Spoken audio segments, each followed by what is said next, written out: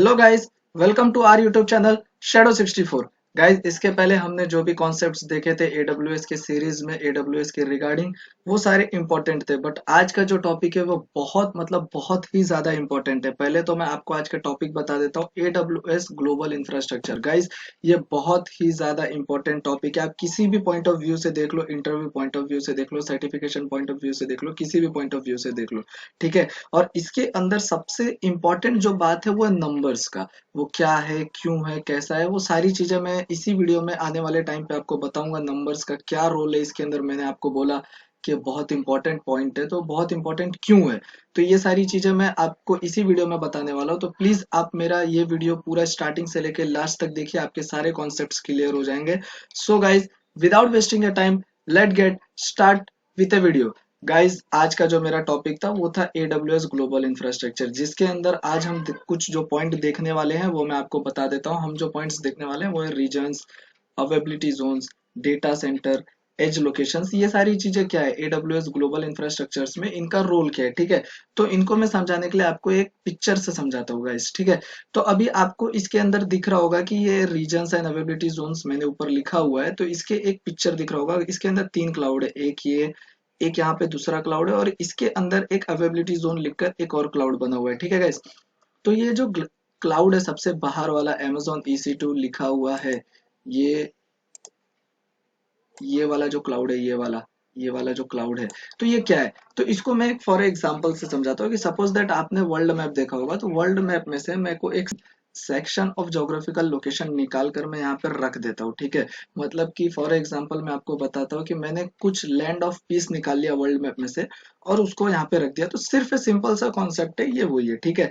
अब हम देखते हैं दूसरा जो क्लाउड है ये क्या है। ये वाला क्लाउड जो है हमारा, ये वाला क्लाउड, जिसमें हमने रीजन यूएस ईस्ट वन जो है, तो ये एक रीजन हो गया, ये दो रीजन हो गया, ये यहाँ पे तीन रीजन हो गया गाइस, ठीक है।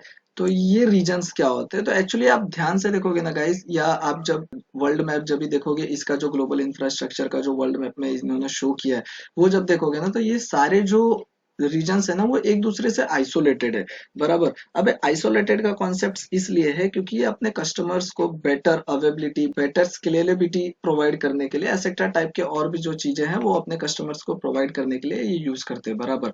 अब दो क्लाउड हो गए, अब आखिरी क्लाउड जो है वो है हमारा अवेबिलिटी जोन। अवेबिलिटी जोन जो है ना गाइस, वो एक दूसरे से एक लिंक के थ्रू कनेक्ट रहता है, ठीक है। एक दूसरे से इंटरकनेक्ट रहते हैं ये लोग। बट वो जो लिंक रहता है ना, उसको बोलते हैं हम लो लेटेंसी लिंक। ये जो हमारा लिंक है, एक मिनट में आपको बताता हूँ। ये जो लिंक है, ये इसमें भी है, आपको दिख रहा होगा, इसमें भी आपको दिख रहा होगा, राइट, ठीक है।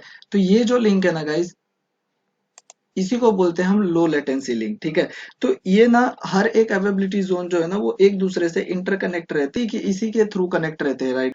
तो अब अवेबिलिटी जोन जो है, अवेबिलिटी जोन के अंदर जैसे रीजन के अंदर अवेबिलिटी जोन दिखा, वो जो मैंने आपको स्टार्टिंग में वर्ल्ड मैप वाला कॉन्सेप्ट बताया, उसके अंदर रीजन दिखा, ठीक है। तो अवेबिलिटी जोन के अंदर भी तो कुछ होगा। तो अवेबिलिटी जोन के अंदर में एक या एक से ज्यादा डेटा सेंटर्स रहते हैं।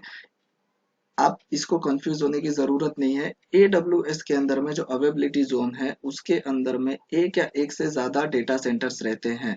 अब ये जो डेटा सेंटर्स रहते हैं ना, ये किस लिए रहते हैं, तो नेटवर्किंग हो गया, स्टोरिंग डेटा हो गया, एक्सेट्रा टाइप के जो सर्विसेज है उनको मेंटेन करने के लिए, ये सारी चीजों के लिए ये हमारे अवेबिलिटी जोन्स के अंदर में डेटा सेंटर्स रहते हैं, बराबर। और ये डिस्ट्रिक्ट स्ट्रक्चर में रहते हैं। पहले तो आपको ये इंपॉर्टेंट बात है जो आपको पता रहना चाहिए, डिस्ट्रिक्ट स्ट्रक्चर में रहते हैं, मतलब कि हम इनको बोलते हैं डिस्ट्रिक्ट डेटा सेंटर, ठीक है गाइस। अब मैं आपको बताता हूँ एक सबसे इंपॉर्टेंट बात, मैं आपको ग्लोबल इंफ्रास्ट्रक्चर दिखा देता हूँ AWS का।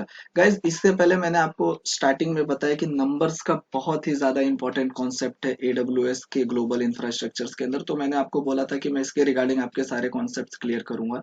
तो मैं आपको बताता हूँ। अभी जैसे आपको यहाँ पे दिख रहा होगा कि ये 24 रीजन्स है, 76 अवेबिलिटी जोन है, 205 एज लोकेशन है, राइट, 216 पॉइंट ऑफ प्रेजेंस है। तो ये सब क्या है? तो गाइस पता है क्या, एडब्ल्यूएस जो है, एडब्ल्यूएस क्या करता है कि अपने रीजन्स, अवेबिलिटी जोन्स या एज लोकेशंस, इनको हमेशा इंक्रीज करते रहता है। अब अगर आप इंटरव्यू में जाते हो और आपको इंटरव्यूअर पूछता है कि एडब्ल्यूएस में कितने रीजन्स है, अब आपने आज का मेरा वीडियो देखा और आपने बोला कि 24 रीजन्स है, बट आप एक महीने बाद इंटरव्यू में जाते हो तो उस जगह पे आपको बताना होगा जो अपडेटेड रीजन है। आपने अगर 24 बोला और तब तक एडब्ल्यूएस ने 30 दिन के अंदर में कोई नया रीजन इन्वेंट कर दिया, कोई नया रीजन ला दिया, तो आपको उस जगह पे इंटरव्यूअर फेल कर देगा। क्यों? क्योंकि आप अपडेटेड नहीं हो। मैंने इसके लिए आपको बोला था, नंबर्स बहुत इंपॉर्टेंट है। रीजन कितने हैं, अवेबिलिटी जोन्स कितने हैं, पॉइंट ऑफ प्रेजेंस कितने हैं, एज लोकेशंस कितने हैं, ये सारी चीजें आपको पता रहनी चाहिए। ठीक है गाइस, ये सारी बातें आपको पता रहनी चाहिए। नंबर्स जो भी हैं, अगर आपको मैं पूछता हूँ, या आप सर्टिफिकेशंस पॉइंट ऑफ व्यू से जाते हो, बराबर, सर्टिफिकेशंस के अंदर जो भी क्वेश्चंस आते हैं कि कितने रीजन है, कितने अवेबिलिटी जोन्स हैं, तो ये सारी चीजें आपको पता रहनी चाहिए। ठीक है गाइस, अब हम देखते हैं इसका।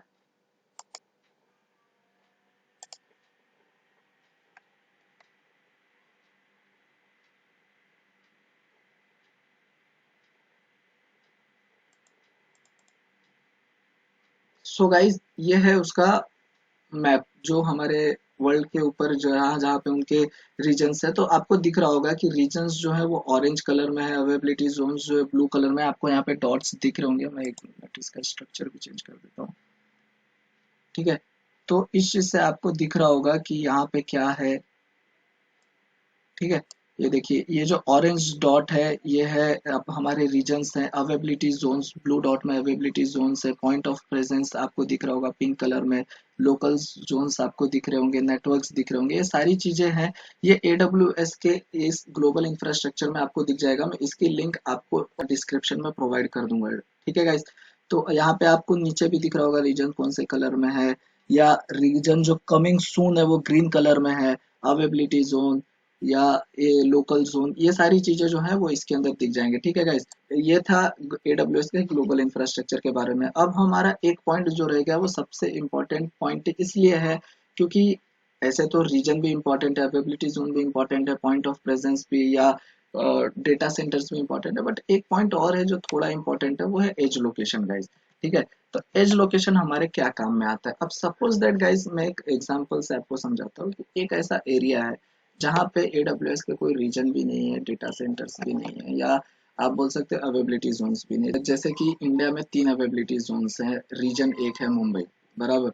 तो ऐसे कुछ जगह होते हैं जहाँ पे कि कुछ नहीं रहते हैं, जैसे अवेबिलिटी जोन्स नहीं है, ये सारी चीजें नहीं है। ठीक है, तो उस जगह पे क्या होता है कि अगर आपका कंटिन्यू रिस्पॉन्स या कंटिन्यू आपकी रिक्वेस्ट जा रही है, आप एडब्ल्यूएस के सर्विसेज यूज कर रहे हो, तो एज लोकेशन उस चीज को बोला जाता है जब आप कंटिन्यू उसके एडब्ल्यूएस के सर्विसेज को यूज करना चाहते हो, बट आपको यूज करने के लिए पहले आपको डेटा सेंटर्स को रिक्वेस्ट करना पड़ता है, फिर डेटा सेंटर्स आपको प्रोवाइड करते हैं, बराबर। आप डायरेक्टली यूज नहीं कर सकते, आपको डेटा सेंटर्स को रिक्वेस्ट भेजनी पड़ती है।